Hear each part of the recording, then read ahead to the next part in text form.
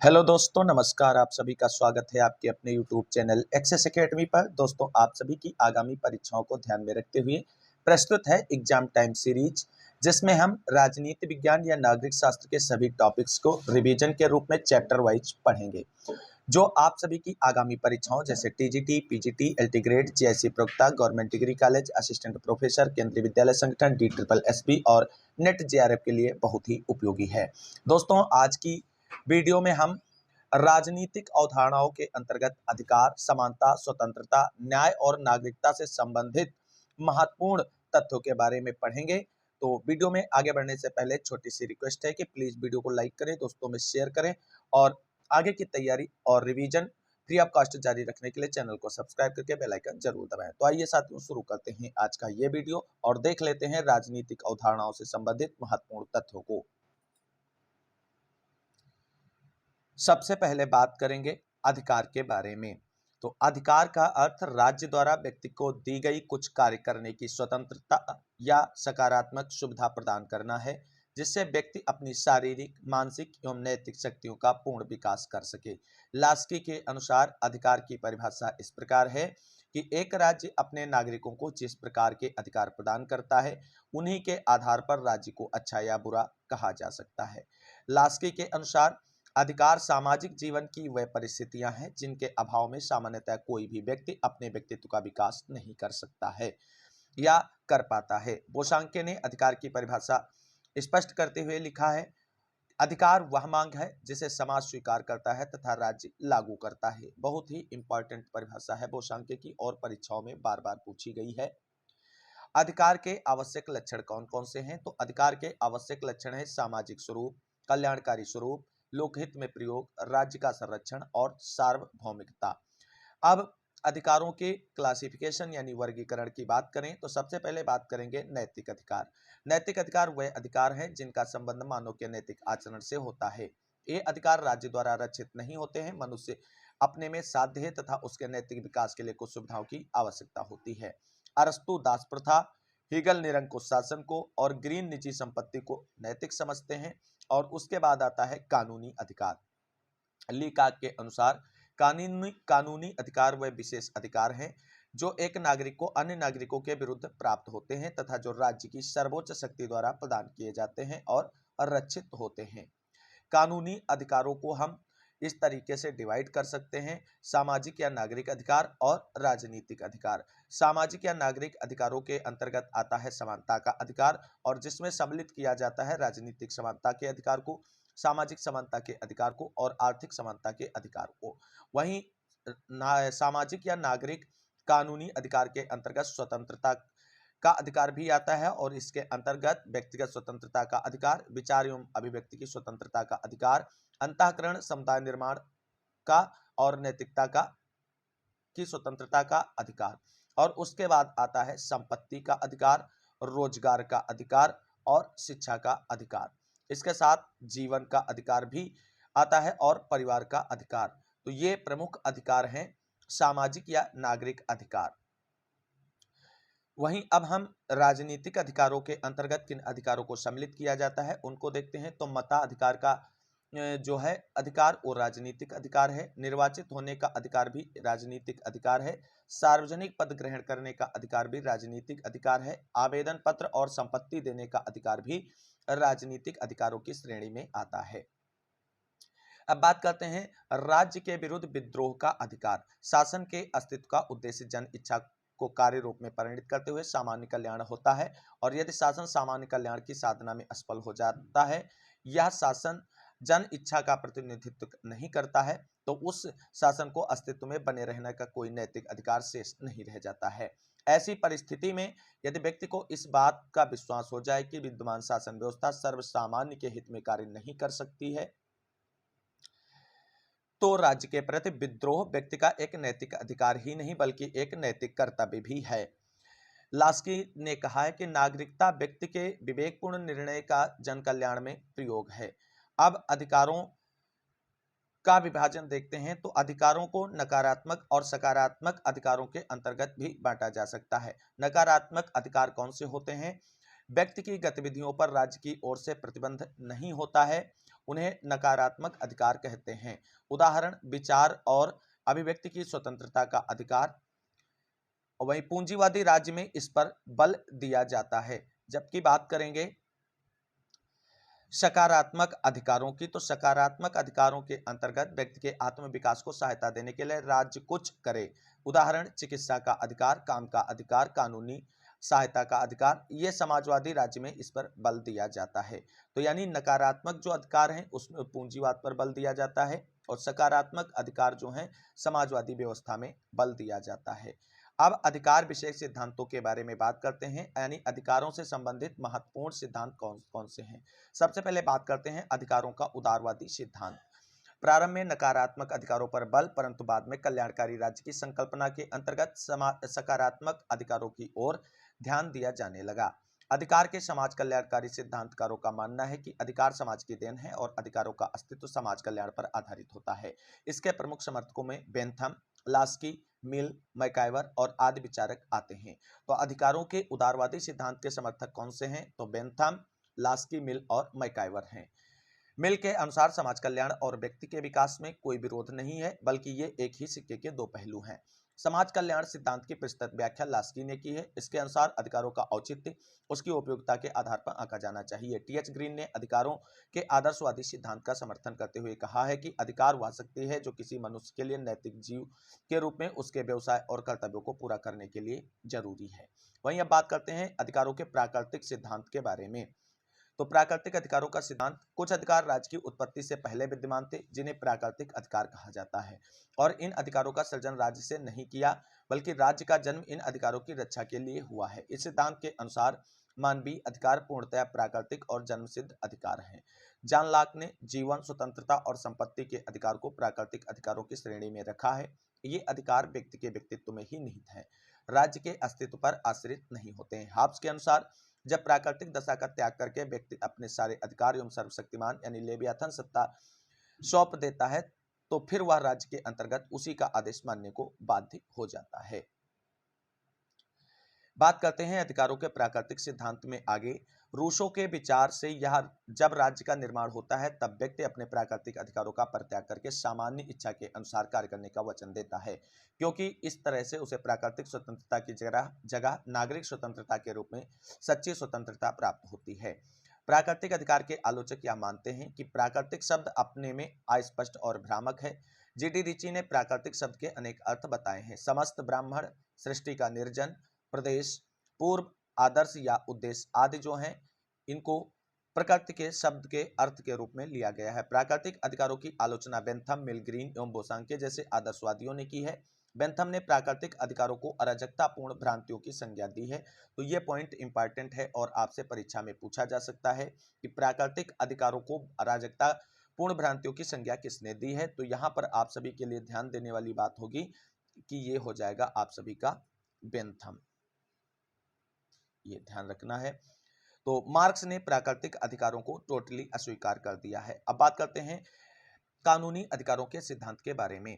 कानूनी अधिकारों का सिद्धांत प्राकृतिक अधिकारों के सिद्धांत का उल्टा है। इसके समर्थक यह तर्क देते हैं कि यदि तथाकथित प्राकृतिक अधिकार कानूनी अधिकारों के अनुरूप हो तो फिर इनकी जरूरत क्या है, यदि वह इनके विरुद्ध हो तो इनका फायदा क्या है। यही कारण है कि कानूनी अधिकारों के प्रमुख उन्नायक जर्मी बेंथम ने प्राकृतिक अधिकारों की हंसी उड़ाई है।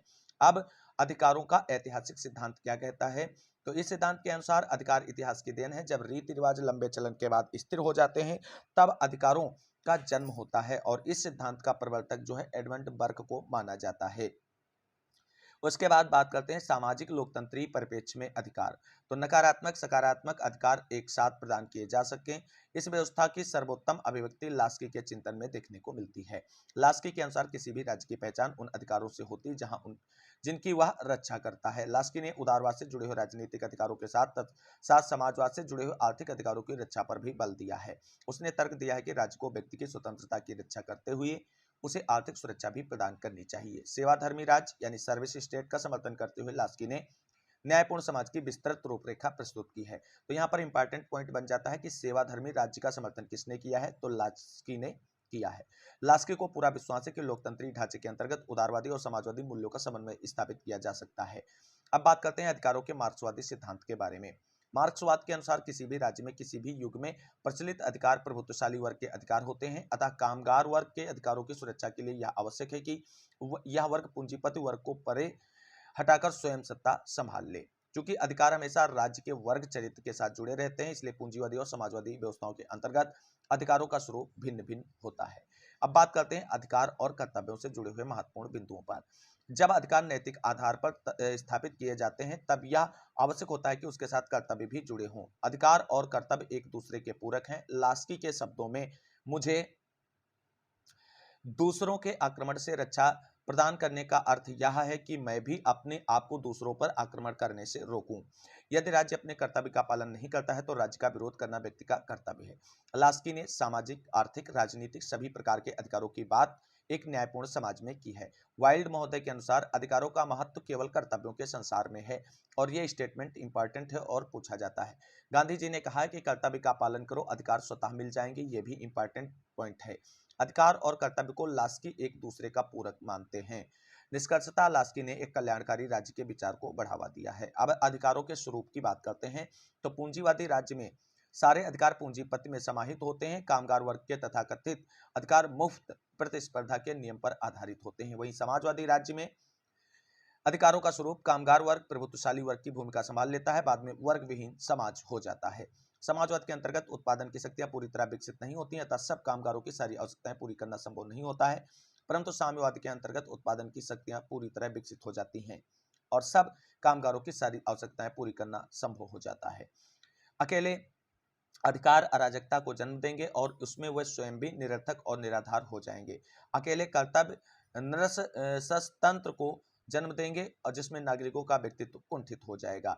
अधिकारों के बाद अब बात करते हैं समानता से महत्वपूर्ण तथ्यों पर।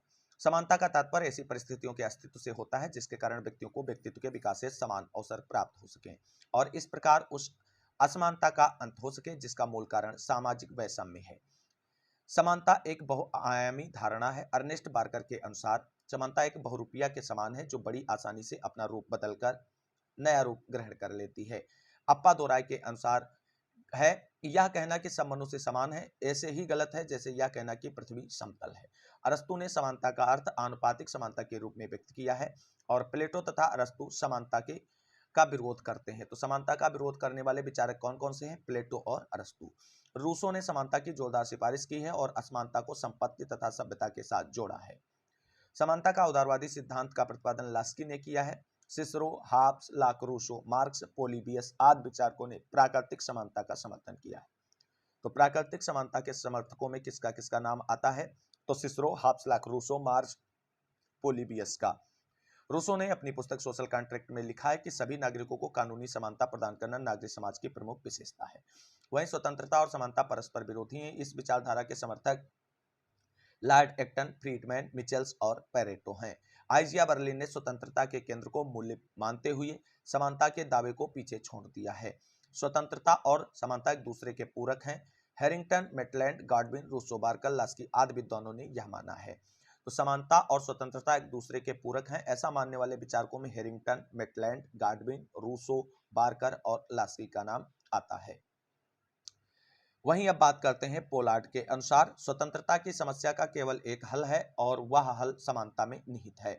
लास्की के अनुसार स्वतंत्रता समानता के बिना एक सीमित गुंबद के समान होगी और समानता स्वतंत्रता के बिना अर्थहीन होगी। टानी, लास्की और मैकफरसन भी स्वतंत्रता और समानता को एक दूसरे का पूरक मानते हैं। लास्की के अनुसार समानता मूल रूप से समानीकरण की एक प्रक्रिया है, इसलिए प्रथमता समानता का आशय विशेषाधिकारों के अभाव से है। द्वितीय रूप में इसका आशय यह है कि सभी व्यक्तियों को विकास हेतु पर्याप्त अवसर प्राप्त होने चाहिए। समानता के विभिन्न पक्ष कौन कौन से हैं? तो पहले है विधिक या कानूनी समानता। इसके अनुसार राज्य अपने नागरिकों के साथ मनमाना व्यवहार नहीं कर सकता है। कानून की दृष्टि में सभी नागरिक समान होंगे और सभी नागरिकों को कानून का समान संरक्षण प्राप्त होगा। रूसो ने सोशल कॉन्ट्रैक्ट में लिखा है कि सभी नागरिकों को कानूनी समानता देना नागरिक समाज की विशेषता है और इसमें निम्न बातें शामिल हैं। तो कानूनी समानता में कौन कौन सी बातें शामिल हैं? कानून के समक्ष समानता, कानून के समान संरक्षण, कर्तव्यों के प्रसंग में समानता, करों के निर्धारण में समानता, विवेक संगत आधार पर भेदभाव मान्य। वहीं राजनीतिक समानता जो होती है उसका अर्थ यह है कि राजनीतिक प्रक्रियाओं को प्रभावित करने के अवसर सभी नागरिकों को समान रूप से प्राप्त होने चाहिए। लोकतांत्रिक व्यवस्था राजनीतिक समानता के सिद्धांत पर आधारित है। तीसरा प्रकार आता है सामाजिक समानता। इसके अनुसार समाज और सामाजिक जीवन में सभी व्यक्तियों को समान समझा जाना चाहिए और धर्म, जाति, वंश, लिंग अथवा जन्म स्थान के आधार पर व्यक्ति व्यक्ति में कोई भेदभाव नहीं किया जाना चाहिए। अगला पॉइंट है सामाजिक समानता एक ऐसे समाज की स्थापना पर बल देती है जिसमें मनुष्य के बीच सामाजिक समागम को बढ़ावा मिले। सामाजिक समागम का अर्थ है विवाह संबंधों एवं खान पान के क्षेत्र में निषेधों का अभाव। वहीं आर्थिक समानता की बात करते हैं, इसका आशय यह है कि सभी व्यक्तियों के मूलभूत आवश्यकताओं की पूर्ति होनी चाहिए तथा संपत्ति की दृष्टि से समाज में भारी विषमताएं नहीं होनी चाहिए। लास्की के अनुसार जिस देश में संपत्ति तथा उत्पादन के साधन कुछ गिने चुने लोगों के हाथों में केंद्रित होते हैं, उस देश की राजनीति, संस्कृति, शिक्षण संस्थाओं तथा न्यायपालिका पर धन पूर्णतया हावी हो जाता है। मैथ्यू आर्नल्ड ने कहा है कि असमानता धनिक वर्ग को संपन्न बनाती है, मध्य वर्ग को बुरा तथा निम्न वर्ग को बर्बर बनाती है। रॉबर्ट डहल ने राजनीतिक स्थायित्व और आर्थिक समानताओं को एक दूसरे से संबंधित माना है। स्वतंत्रता और समानता में संबंध। डी टाकविले एवं लॉर्ड एक्टन जैसे विद्वानों का विचार है कि स्वतंत्रता एवं समानता परस्पर विरोधी हैं। वहीं लॉर्ड एक्टन के अनुसार समानता की उत्कृष्ट अभिलाषा के कारण स्वतंत्रता की आशा ही व्यर्थ हो गई है। आगे देखते हैं दोस्तों, राजनीति विज्ञान में स्वतंत्रता और समानता का जो तात्पर्य लिया जाता है उस अर्थ में स्वतंत्रता और समानता विरोधी नहीं बल्कि पूरक है। स्वतंत्रता और समानता दोनों का ही उद्देश्य मानवीय व्यक्तित्व का उच्चतम विकास है। यदि समान अवसरों के द्वार सबके लिए खुले रहते हैं तो व्यक्ति अपनी रुचि के अनुसार अपनी शक्तियों का विकास करने की की यथार्थ स्वतंत्रता का उपभोग कर सकता है। समानता के द्वारा स्वतंत्रता के आधार के रूप में कार्य किया जाता है। एक ऐसे राज्य में जिसमें समानता नहीं है स्वतंत्रता हो ही नहीं सकती है। प्रोफेसर पोलार्ड के शब्दों में स्वतंत्रता की समस्या का केवल एक ही हल है और वह हल समानता में निहित है। आरिस्टॉनिक के अनुसार समानता की एक बड़ी मात्रा स्वतंत्रता की विरोधी न होकर इसके लिए आवश्यक है। तो समानता के बाद अब बात कर लेते हैं राजनीतिक अवधारणा स्वतंत्रता से जुड़े हुए महत्वपूर्ण बिंदुओं पर। तो स्वतंत्रता का अर्थ है व्यक्ति के विकास में अनुचित नियंत्रणों की अनुपस्थिति।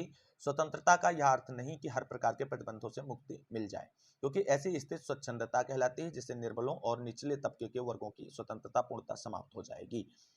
स्वतंत्रता का अंग्रेजी शब्द लिबर्टी लैटिन भाषा के लिबर से निकला है जिसका अर्थ होता है बंधनों का अभाव।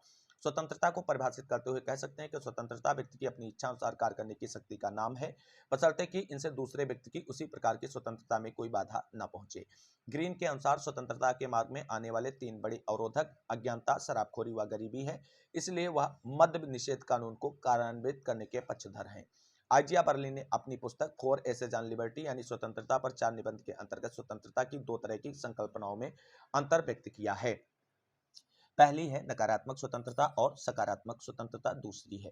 बर्लिन ने तर्क दिया है कि राज्य केवल व्यक्ति की नकारात्मक स्वतंत्रता की रक्षा कर सकता है, सकारात्मक स्वतंत्रता की रक्षा करना राज्य के कार्यक्षेत्र में नहीं आता है। उनके अनुसार कोई व्यक्ति अपनी सकारात्मक स्वतंत्रता का प्रयोग कहां तक कर सकता है या उसके चरित्र, अपनी क्षमता या अपने साधनों पर निर्भर है, राज्य इसमें कुछ नहीं कर सकता है। मैकफर्सन ने सकारात्मक स्वतंत्रता को विकासवादी स्वतंत्रता कहा है। तो प्रश्न पूछा जा सकता है कि सकारात्मक स्वतंत्रता को विकासवादी स्वतंत्रता किसने कहा है, तो ये मैकफर्सन महोदय ने कहा है। बर्ट्रैंड रसेल के अनुसार स्वतंत्रता की इच्छा शक्ति की एक स्वाभाविक प्रवृत्ति है और इसी के आधार पर सामाजिक जीवन का निर्माण संभव है। बार्कन ने मिल की खोखली स्वतंत्रता का अमूर्त पैगंबर कहा है। यानी ये पॉइंट इंपॉर्टेंट है और आप सभी लोग ध्यान रखना कि बार्कन ने मिल को खोखली स्वतंत्रता का अमूर्त पैगंबर कहा है। ये इंपॉर्टेंट पॉइंट है और बार बार परीक्षाओं में पूछा गया है। जेस मिल के अनुसार विचार एवं अभिव्यक्ति की स्वतंत्रता व्यक्ति एवं समाज दोनों के हित में है। समाज की प्रगति ज्ञान के विकास पर निर्भर है और ज्ञान का विकास वहां हो पाता है जहां चर्चा की स्वतंत्रता का वातावरण मौजूद हो। रूसो कहते हैं कि जिस कानून को हम अपने लिए बनाते हैं उसका पालन ही स्वतंत्रता है। रूसो के अनुसार मनुष्य स्वतंत्र पैदा होता है लेकिन वह प्रत्येक स्थान पर बंधन में है और इंपॉर्टेंट स्टेटमेंट है रूसो का, बार बार परीक्षाओं में पूछा गया है। मैकफर्सन ने उदारवादी सिद्धांत के अंतर्गत स्वतंत्रता की संकल्पना पर प्रहार करते हुए सृजनात्मक स्वतंत्रता का प्रतिपादन किया है। बहुत इंपॉर्टेंट पॉइंट बन जाता है कि सृजनात्मक स्वतंत्रता का प्रतिपादन किसने किया है, तो आप सभी को ध्यान रखना है इसका प्रतिपादन मैकफर्सन ने किया है जो एक उदारवादी सिद्धांत के अंतर्गत आता है। बार्कन ने स्वतंत्रता का वर्गीकरण इस प्रकार प्रस्तुत किया है: नागरिक स्वतंत्रता, राजनीतिक स्वतंत्रता, आर्थिक स्वतंत्रता और राष्ट्रीय स्वतंत्रता। मिल की दृष्टि में विविधता का प्रसार स्वतंत्रता का स्वाभाविक लक्षण है। वहीं टी एच ग्रीन ने कहा कि स्वतंत्रता का ऐसा नकारात्मक अर्थ नहीं लगाना चाहिए कि वह प्रतिबंधों का अभाव है, जैसे स्वतंत्रता का यह नकारात्मक अर्थ नहीं लगाया जा सकता है कि वह कुरूपता का अभाव है। ग्रीन के शब्दों में स्वतंत्रता ऐसा करने या पाने की सकारात्मक शक्ति जो करने योग्य या पाने योग्य हो। वहीं लास्की के अनुसार उच्चतर हित की बेदी पर व्यक्तिगत हितों का बलिदान ही सच्ची स्वतंत्रता है। बर्लिन के अनुसार राजनीतिक स्वतंत्रता का अर्थ केवल प्रतिबंध का अभाव है। बर्लिन ने कहा, जब प्रभुसत्ता या संप्रभुता सही हाथों में होती है तो स्वतंत्रता में वृद्धि हो जाती है। लास्की के अनुसार आर्थिक स्वतंत्रता के अभाव में राजनीतिक स्वतंत्रता बेकार है। एक भूखे नंगे व्यक्ति के लिए वोट देने का या सार्वजनिक पद प्राप्त करने आदि स्वतंत्रताओं या अधिकारों का कोई महत्व नहीं है। नेहरू ने कहा, एक भूखे मनुष्य के लिए मत अथवा वोट का कोई महत्व नहीं होता है। स्वतंत्रता के दो पक्ष हैं, एक नकारात्मक और दूसरा सकारात्मक। नकारात्मक स्वतंत्रता जो है उसके अंतर्गत बात करेंगे। नकारात्मक स्वतंत्रता व्यक्ति को पूर्ण स्वतंत्रता देती है तथा हस्तक्षेप के सिद्धांत पर आधारित है या लेसर फेयर या यदभाव्यम सिद्धांत को जानती है। इसके समर्थक सीले, लास्की और मैकेंजी हैं। ये पॉइंट पूछा जा सकता है कि नकारात्मक स्वतंत्रता के समर्थक कौन कौन से हैं, तो आप सभी को ध्यान रखना है। स्वतंत्र समर्थक हैं सीले, लास्की और मैकेंजी। सीले के अनुसार स्वतंत्रता अतिशासन की विरोधी, बहुत ही इंपॉर्टेंट पॉइंट है और बार बार परीक्षाओं में पूछा गया है। प्रोफेसर लास्की, स्वतंत्रता से मेरा अभिप्राय यह है कि उन सामाजिक परिस्थितियों के अस्तित्व पर प्रतिबंध न हो जो आधुनिक सभ्यता में मनुष्य के सुख के लिए नितांत आवश्यक है। मैकेंजी, स्वतंत्रता अनुचित प्रतिबंधों के स्थान पर उचित प्रतिबंधों की व्यवस्था है। अब बात करते हैं सकारात्मक स्वतंत्रता की। सकारात्मक स्वतंत्रता के अंतर्गत मुख्य प्रतिपादकों में कांट, फिक्टे और ग्रीन है।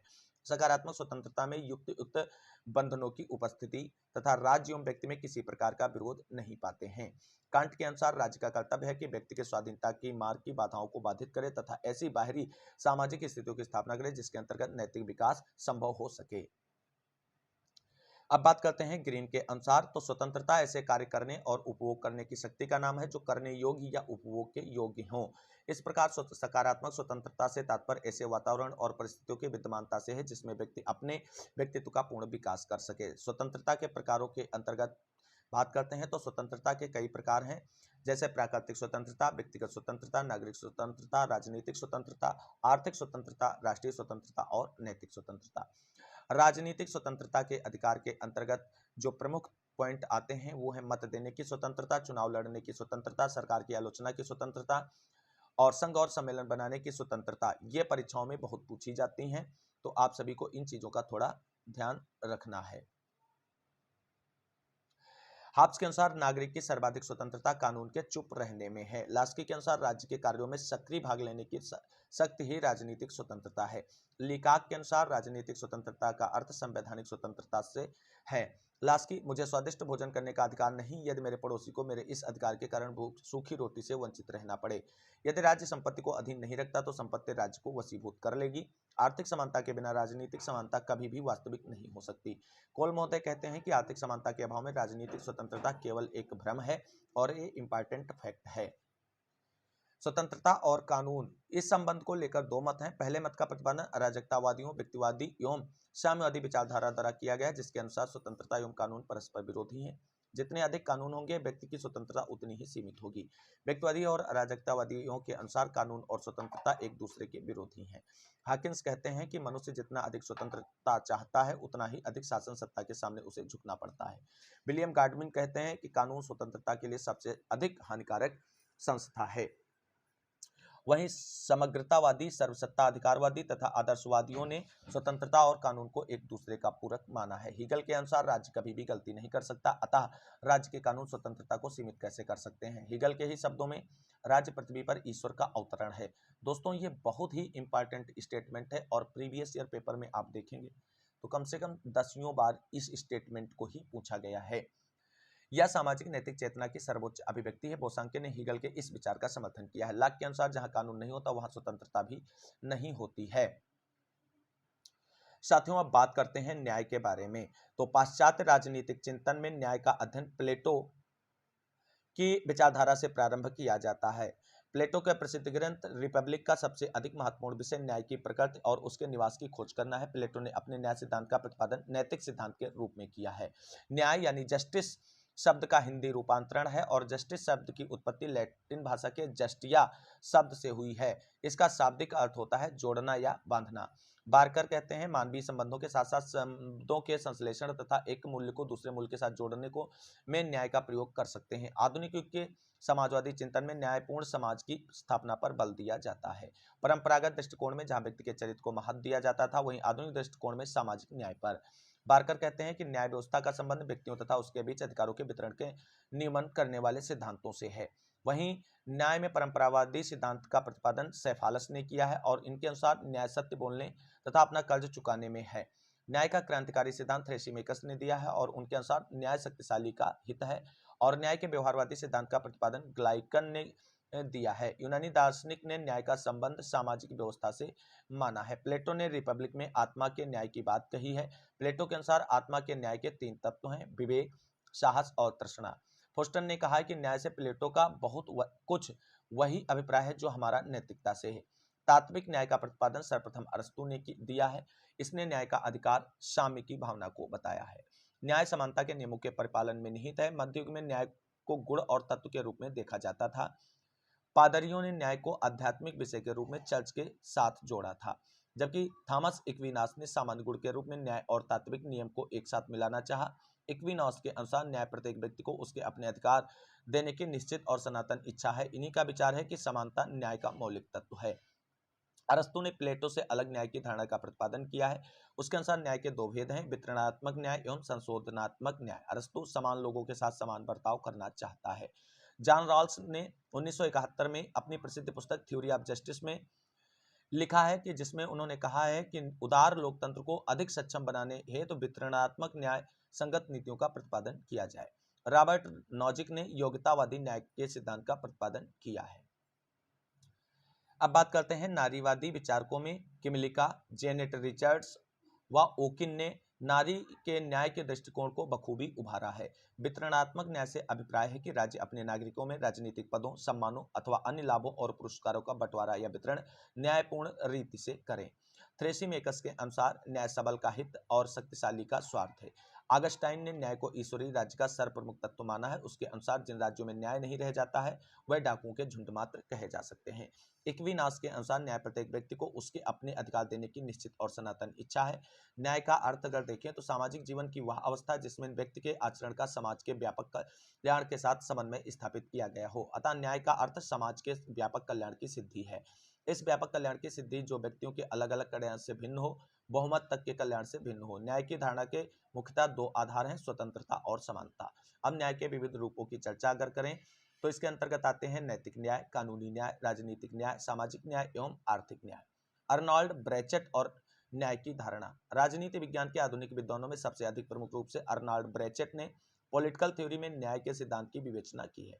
उनका कथन है कि न्याय की धारणा वांछित स्थिति के प्रति हमारे स्वभाव पर निर्भर करती है और यह तो एक ऐसे बर्तन की भांति है जिसके कई तल होते हैं। न्याय के संबंध में हमारी धारणा या तो सभ्य जीवन की परंपरागत संस्थाओं पर आधारित होती है अथवा वह परंपरागत संस्थाओं से आगे बढ़ जाती है।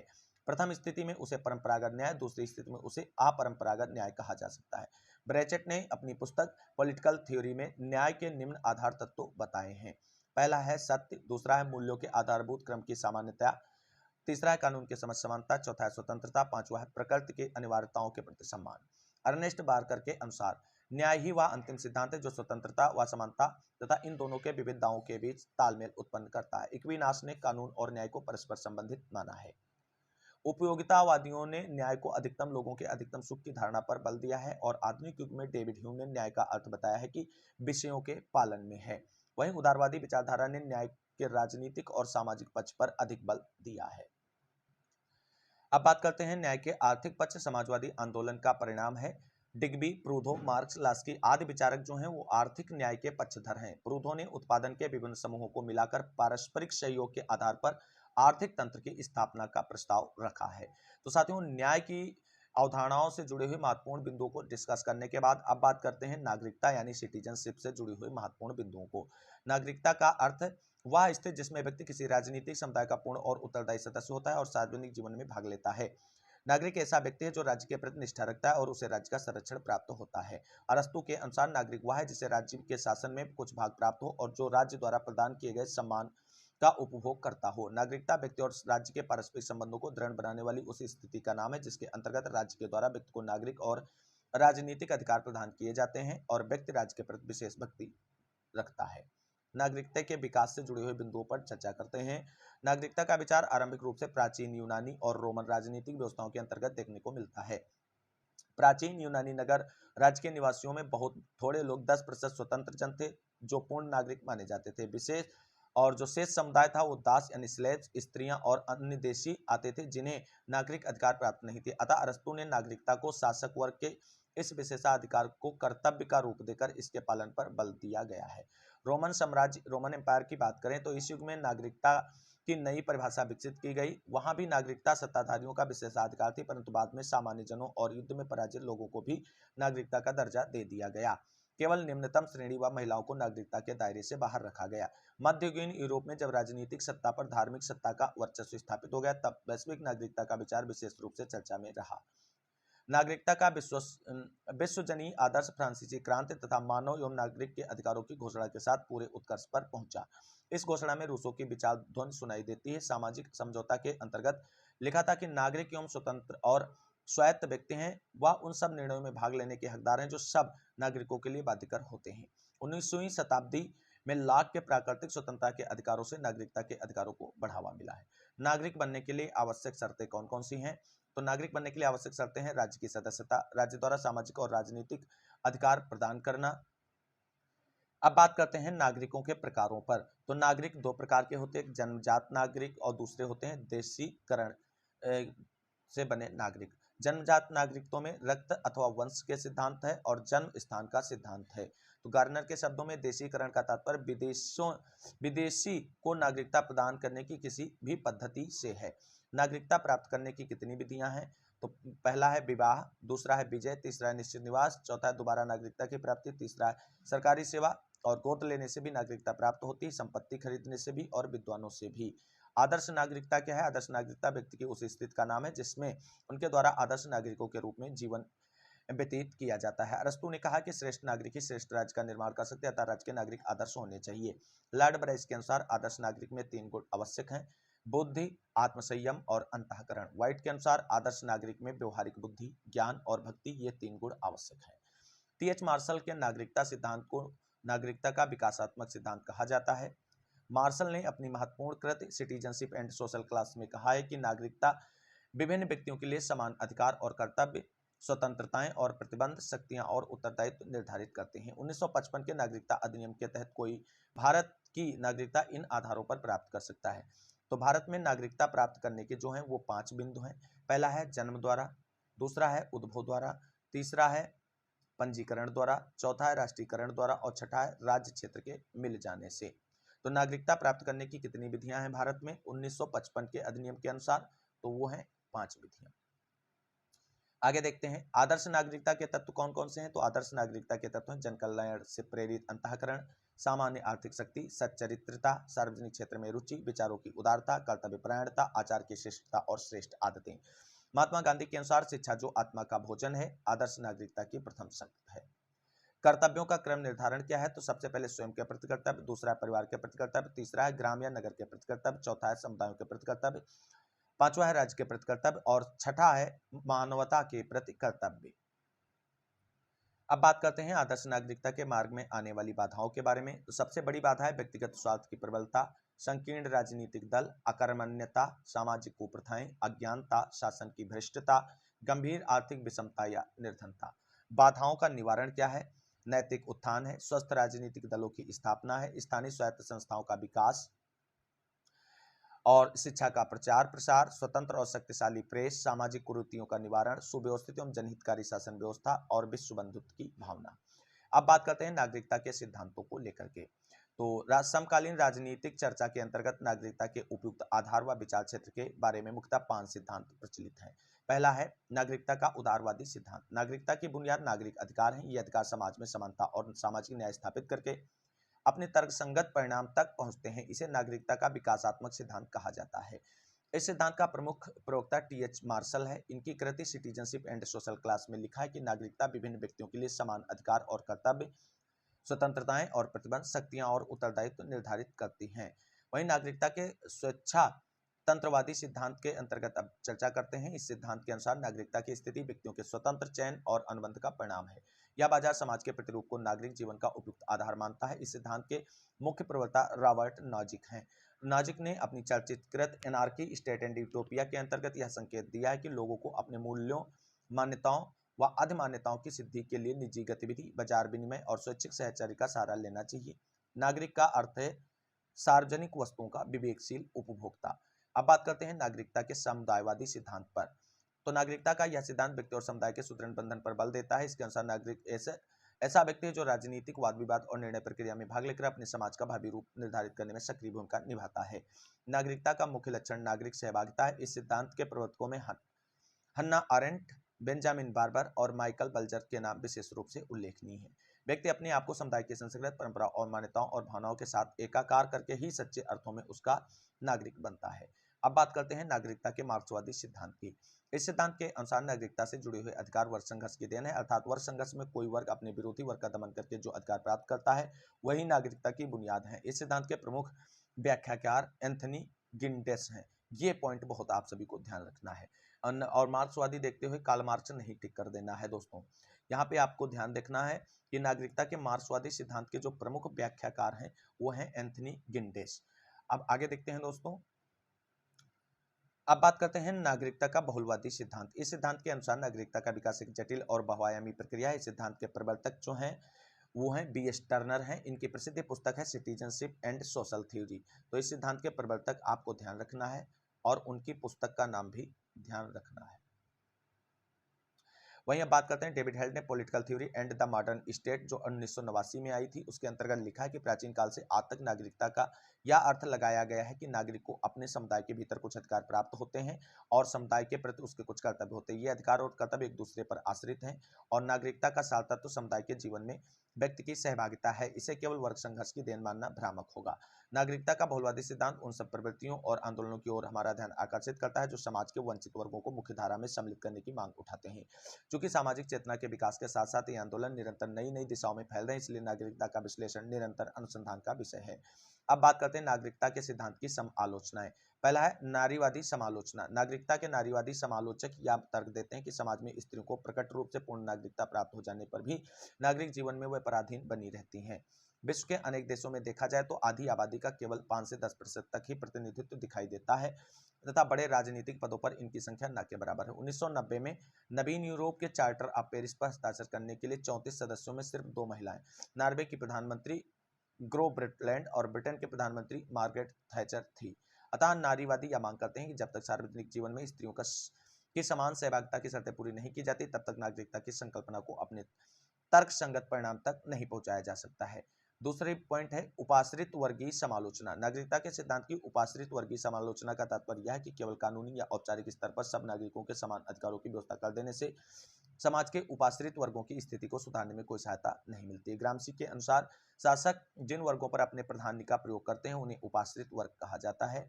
किसी समाज में जो समूह जाति, धर्म, वर्ग, आयु, लिंग, पद या अन्य किसी आधार पर दूसरों के अधीन हो उन्हें उपाश्रित वर्ग मान लेना चाहिए। अतः उपाश्रित वर्ग का मुख्य लक्षण सामाजिक पराधीनता है।